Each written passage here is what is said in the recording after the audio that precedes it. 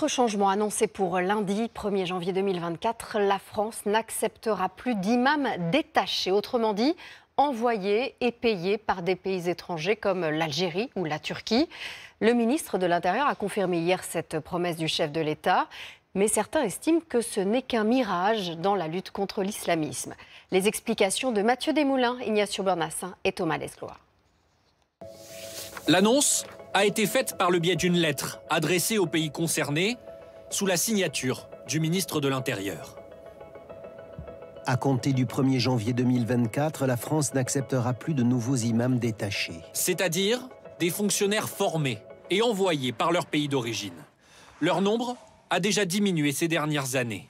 De 300 en 2020, il ne serait plus que 180 à officier dans les mosquées selon les associations religieuses. Les 2/3 rémunérés par l'Algérie, le reste par la Turquie, où les prêches sont rédigés par un organisme du gouvernement. Il y a un manque d'autonomie par rapport à ce qu'on peut observer dans d'autres pays, c'est-à-dire qu'on imagine assez mal un imam turc se mettre, au cours de son prêche, à aborder des questions politiques qui iraient à l'encontre des intérêts turcs.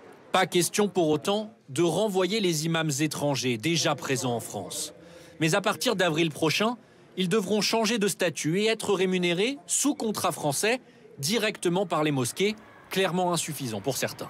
Il y a encore une étape à franchir, c'est-à-dire travailler sur un programme pédagogique de formation des imams pour permettre justement un discours qui permet l'intégration des musulmans. Le ministère de l'Intérieur promet d'ailleurs d'aider à multiplier le nombre de formations pour les imams sur le sol français, dans le respect de la laïcité.